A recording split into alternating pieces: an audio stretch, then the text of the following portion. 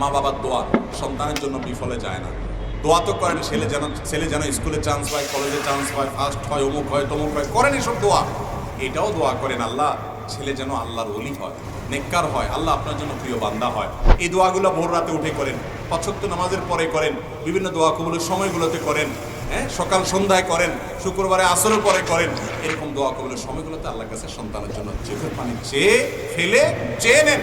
আপনি যদি 3টা কাজ করেন ইনশাআল্লাহ, চতুর্দিকে যখন ফিতনার কারণে সন্তানরা নষ্ট হয়ে যাচ্ছে, বাচ্চারা শেষ হয়ে যাচ্ছে, আপনার বংশধর, আপনার পরবর্তী জেনারেশন, আপনার সন্তান সন্ততি ইনশাআল্লাহ ফিতনার এই ভয়াবহতায়, ফিতনার এই আগুন যেখানে চতুর্দিকে জ্বলছে, মোড়ে মোড়ে শয়তান বিভিন্ন ফাঁদ এঁটে বসে আছে, এখান থেকে আপনার সন্তানকে আল্লাহ হেফাজত করবেন ইনশাআল্লাহ। এবার আসা যাক এই সন্তানকে নেককার করার জন্য, আল্লাহর খাঁটি বান্দা হিসেবে গড়ে তোলার জন্য, ভালো মানুষ হিসেবে গড়ে তোলার জন্য আমরা আমাদের যে কর্তব্য আছে, আমাদের যে দায়িত্ব আছে, সেগুলো তো পালন করবই।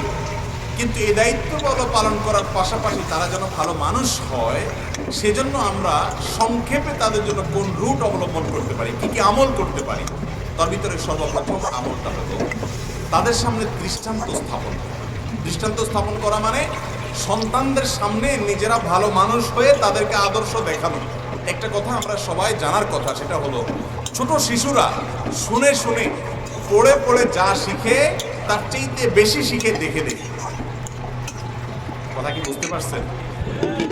সন্তানরা, ছোট ছোট বাচ্চারা শুনে শুনে যা শিখে, বইতে পড়ে পড়ে যা শিখে তার চেয়ে বেশি শিখে সে কি দেখে? বাস্তব জিনিস দেখে দেখে। আপনি যদি বলেন যে বাবা মিথ্যা বলতে হয় না, মহাপাপ, এটা সে শুনলো, বইতে সে পড়লো মিথ্যা বলা মহাপাপ, এটা সে পড়লো, কিন্তু সে জানে তার বাপে কেউ ডাকছে অমুক বাসায় আছেন নাকি, বা কলিং বেল টিপতে বলছে বাবা আশা আছেন নাকি, তো বাচ্চাকে বলে দিচ্ছে যে বল আব্বা নাই। তো এই সন্তান তখন দেখে যে না, মিথ্যা বলা যায়, সে দেখে যে মিথ্যা বলা যায়, যে আব্বা বললো, মা আব্বার সামনে মিথ্যা কথা বলতেছে, তখন সে শিখে কোনটা? যেটা দেখে সেটা। ঠিক না ঠিক? অনেক বাপ মা আছেন, ওনারা চান যে ওনাদের সন্তানগুলা নেককার হয়ে যাক, ফেরেশতা হয়ে যাক। আমাদের কাছে আয়েশা বলে, হুজুর দোয়া শিখিয়ে দেন, যে দোয়া পড়লে ছেলেটা একেবারে সোজা হাসান বসরি হয়ে যাবে, একজন আল্লাহর ওলি আব্দুল কাদের জিলানী হয়ে যাবে, ইমাম আবু হানিফা, ইমাম বুখারী রাহমাতুল্লাহ হয়ে যাবে, এরকম একজন বুজুর্গ হয়ে যাবে, ছেলেটা নেককার হয়ে যাবে, দোয়া শিখিয়ে দেন। আর উনি নিজে যত রকমের 2 নাম্বারই আছে, যত রকমের হারাম কাজ আছে, যত রকমের গুনাহের কাজ আছে, এগুলো সব করবে। হুজুর শুধু দোয়া শিখিয়ে দিবে, দোয়া পড়লে অটোমেটিক ছেলে নেককার হয়ে যাবে। এরকম কোন দোয়া আছে দুনিয়াতে? এরকম তো সিস্টেম শিখেছি আমাদেরকে। সন্তানকে ভালো মানুষ করার জন্য সবচেয়ে গুরুত্বপূর্ণ কাজ এবং প্রধান কাজ হলো তার প্রতি দায়িত্বগুলো তো আপনি পালন করবেনই। আপনি আপনার স্ত্রী এবং বাসার ভেতরে এমন একটা কালচার আপনাকে গড়ে তুলতে হবে, যে কালচার দেখে দেখে সে শিখবে, যে কালচার দেখে দেখে সে শিখবে। এই জিনিসটা অনেক গুরুত্বপূর্ণ, অনেক গুরুত্বপূর্ণ। অনেক বাপ মা আছে ছোটবেলায় বাচ্চার হাতে মোবাইল তুলে দেন। অনেক না বলতে গেলে এখন সব বাপ মাই, ইল্লা মান রাহিমাহুল্লাহ, হাতে গোনা 2-1 বাদে সব বাপ মাই বাচ্চাদের হাতে একটা করে ছুরি, একটা করে পিস্তল তুলে দেন, তার নিজেকে আত্মহত্যা করার জন্য, তার নিজেকে শেষ করে দেওয়ার জন্য। আবার অনেক বাপ মা আছে চেষ্টা করে যে না, সন্তান যাতে নষ্ট না হয়, এই জন্য তার হাতে এগুলো দেওয়া যাবে না, মোবাইল দেওয়া যাবে না, চেষ্টা করে, কিন্তু সন্তানের সাথে পারে না, কেড়ে নেয়, পোলাপান কান্নাকাটি করে, জেদাজেদি করে, চুরি করে নিয়ে নেয়, কোনোভাবে নিয়ন্ত্রণ করতে পারে না। এটার মূল কারণ হলো ওই বাবা মা নিজেই তো মোবাইল টিভিতে আসক্ত। ঠিক না ঠিক? যে বাপ মা নিজে মোবাইল টিভিতে আসক্ত, তার সন্তানকে সে শুধু নসিহত করে, কড়াকড়ি করে, শাসন করে কোনো দিন মোবাইল থেকে সরাতে পারবে? স্মার্টফোনের আসক্তি বাচ্চাদের জন্য লাভজনক না ক্ষতিকারক?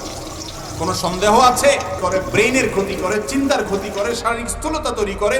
আগে বাচ্চারা দৌড়াদৌড়ি করত, বাহিরে খেলাধুলা করত, শারীরিকভাবে তারা শক্ত হয়ে বড় হতো। আর এখন ছোটবেলা থেকে 3 বছর 4 বছর থেকে নিয়ে আপনার কি করে? মোবাইল একটা, ট্যাব একটা নিয়ে ফুটবলের মতো গোল হইয়া বসে, তো এরকম ফুটবলের মতো মোটা হইতে থাকে আস্তে আস্তে। ঠিক না ঠিক? রোগী হয়ে বড় হয়, স্বাস্থ্য ধ্বংস হয়, আমল ধ্বংস হয়, চিন্তা ধ্বংস হয়, সব কিছু শেষ হয়ে যায়। আর নেটের জগতে ঢোকার পর হারাম জিনিসপত্র ছোটবেলা থেকে দেখতে দেখতে তার ভিতরে ঈমান এবং তাকওয়ার ছিটা ফোঁটা পর্যন্ত থাকে না, ধুয়ে মুছে সব সাফ হয়ে যায়। ঠিক না ঠিক? এই বিষ আমাদের শত্রুদের জন্য, এই ক্ষতিকর জিনিস থেকে যদি আমরা আমাদের পরিবারকে, সন্তানদেরকে বাঁচাইতে চাই, তাহলে প্রথম করণীয় হলো আপনি নিজে মোবাইল ব্যবহারের ক্ষেত্রে আপনাকে নিয়ন্ত্রণ করা শিখতে হবে। প্রয়োজনে কল ধরবেন, কল করবেন, একান্ত জরুরি কাজ থাকলে করবেন। অযথা ইউটিউব, ফেসবুকের ভিতরে বুঁদ হয়ে পড়ে থেকে এটার এডিকশনে, আসক্তিতে আপনি স্ক্রল করতে থাকবেন, আর বাচ্চারা বলবেন আব্বু মোবাইল দেখতে হয় না, এটা কোনোদিনই হবে। তাহলে প্রথম কাজ হলো বাচ্চার সামনে দৃষ্টান্ত স্থাপন করতে হবে, নিজে ভালো মানুষ হয়ে দেখাইতে হবে। যেসব বাপ মা 5 ওয়াক্ত নামাজ পড়ে, তাদের বাসার 2 বছর, 2.5 বছরের, 1.5 বছরের বাচ্চাকে দেখবেন যে সেও নামাজ পড়ার চেষ্টা করে। ঠিক না ঠিক? কারণ সে দেখছে, ওই যে বাচ্চারা দেখে দেখে শিখে। এই জন্য আপনি যদি চান আপনার ছেলে মেয়ে নেককার হোক, অন্তত ছেলে মেয়েদের দিকে তাকায়া নিজে ভালো হয়ে যান, নেককার হয়ে যান, বাসায় ভালো কাজের চর্চা করেন। স্বামী স্ত্রী যদি ঝগড়া করেন, সন্তান কিন্তু ঝগড়া শিখবে। স্বামী স্ত্রী যদি ভাঙচুর করেন, সে কিন্তু ভাঙচুর শিখবে। আপনারা যদি মারামারি করেন, সে কিন্তু মারামারি শিখবে। আপনারা যদি গালিগালাজ করেন, ব্যবহার খারাপ করেন, সে কিন্তু সেটা শিখবে। আপনারা যদি খারাপ কিছু করেন, সে ভালো কিছু শিখতে পারে। সন্তানের দিকে তাকায়া আমাদেরকে ফেরেশতা হয়ে চলতে হবে। যদি চান আপনার সন্তানটা গোটা দেশের মধ্যে, এলাকার মধ্যে ফেরেশতা হোক, তাহলে আমাদেরকে সেটা করতে হবে, দৃষ্টান্ত দিতে হবে। আপনি যদি আপনার বাবার জুতাটা সোজা করেন, আপনার সন্তান বড় হওয়ার পর আপনার জুতার উপরে তার জুতা দিয়ে পাড়া দেওয়ার সময় তার বিবেকে বাঁধবে যে আমার বাপকে দেখছি দাদার জুতা সোজা করতে। কথা কি বুঝতে পারছি? আপনি যদি আপনার মার সামনে জোরে কথা বলার পরে আবার পাও ধরে মাপ চাওয়ার মতো মন থাকে, আপনার হিম্মত থাকে, তো আপনার সন্তান দেখবে যে না, বাবা মার সাথে জোরে আওয়াজ করা বেয়াদবি সে শিখবে। ঠিক না ঠিক? আপনি যদি তাহাজ্জুদের নামাজ পড়তে উঠেন, তাহলে আপনার সন্তান অন্তত ফজরের নামাজ পড়া শিখবে। ঠিক না ঠিক? আপনি যদি ভোর রাতে উঠে আল্লাহর কাছে কাঁদেন, একটু চোখের পানি ফেলান, একটু জায়নামাজে দাঁড়িয়ে যান, সন্তান একদিন হয়তো হঠাৎ ঘুম ভেঙে যাবে, দেখবে যে আমার বাপ কাঁদছে, আমার মা কাঁদছে। কেন কাঁদছে? মালিকের কাছে দোয়া করছে। সে মালিকের সাথে পরিচিত হবে, সম্পর্ক গড়ে উঠবে। আর আপনি যদি নিজে ফাসেক থাকেন আর বলেন হুজুর মাদ্রাসা দিয়ে গেলাম, ছেলেটাকে হাফেজ আলেম বানায় দেন, নেককার বানায় দেন, আপনি মনে রাখেন কিয়ামত হয়ে যাবে। এটার সম্ভাবনা খুবই ক্ষীণ যে আপনি সন্তানকে ভালো করার জন্য বাসায় কোনো পরিবেশ দিবেন না, সন্তান ভালো হয়ে যাবে। 1, 2টা 4টা ব্যতিক্রম ঘটনা ঘটতে পারে, নরমালি এরকম হয় না। আল্লাহ আমাদেরকে বোঝার তৌফিক দান করুন। তাহলে 1 নম্বর হলো সন্তানকে দৃষ্টান্ত দিতে হবে, নিজেরা ভালো কাজ করে দেখাইতে হবে। নাম্বার 2, সন্তানকে ভালো পরিবেশ দিতে হবে। পরিবেশ কি? এমন শিক্ষা প্রতিষ্ঠানকে সন্তানকে দিবেন, এমন শিক্ষা প্রতিষ্ঠানের সন্তানকে দিবেন যে শিক্ষা প্রতিষ্ঠানের টিচার, শিক্ষক, তিনি আল্লাহর সাথে পরিচিত, আল্লাহকে চেনেন, আল্লাহ সম্পর্কে জানেন, এবং সেখানে আমল আছে, আখলাক আছে, দিনদারি আছে। শুধু মাদ্রাসা হলেই হবে না, মাদ্রাসার মধ্যে আবার তুলনামূলক ভালো আমল আখলাক আছে, ভালো দিনদারি আছে, ভালো তাকওয়া তহরত আছে, ভালো কথা শেখানো হয়, দেখানো হয়, প্র্যাকটিস আছে, বাচ্চাদের মধ্যে ভালো কিছু আছে। সেরকম জায়গায় দিবেন তাকে, এবং এমন পরিবেশের সাথে দোস্তি করবেন, এমন পরিবারের সাথে বন্ধুত্ব করবেন যে পরিবারের বাচ্চাদের সাথে মিশলে বাচ্চা ভালো কিছু শিখবে, খারাপ কিছু শিখবে না। তাহলে পরিবেশটা বাচ্চার জন্য অনেক বেশি গুরুত্বপূর্ণ। যত ভালো পরিবেশে তাকে একটু বড় করে তুলতে পারবেন, একটা বয়স পর্যন্ত নিয়ে যান, 14-15 পার করে দেন, ভালো পরিবেশ দিয়া তার বেসটা যদি গড়ে দিতে পারেন, ফাউন্ডেশনটা ভালো করে গড়ে দিতে পারেন, ইনশাআল্লাহ সারা পৃথিবী সে দাবড়াবে, তার দিনদারি আর কেউ ছিনিয়ে নিতে পারবে না। এবং সর্বশেষ আমল হলো দোয়া। সর্বশেষ আমল কি করা ভাই? দোয়া। শুধু দোয়ার কথা বললে হবে না, আগে নিজে ভালো হতে হবে, দৃষ্টান্ত স্থাপন করতে হবে, বাসায় তাকে ভালো পরিবেশ দিয়ে দেখাইতে হবে, বাসার বাইরে ভালো পরিবেশ দিতে হবে, এরপরে দোয়া করতে হবে। দোয়া কি করবেন? মা বাবার দোয়া সন্তানের জন্য বিফলে যায় না। দোয়া তো করেন ছেলে যেন স্কুলে চান্স পায়, কলেজে চান্স পায়, ফার্স্ট হয়, অমুক হয়, তমুক হয়, করেন এসব দোয়া। এটাও দোয়া করেন আল্লাহ ছেলে যেন আল্লাহর ওলি হয়, নেককার হয়, আল্লাহ আপনার জন্য প্রিয় বান্দা হয়।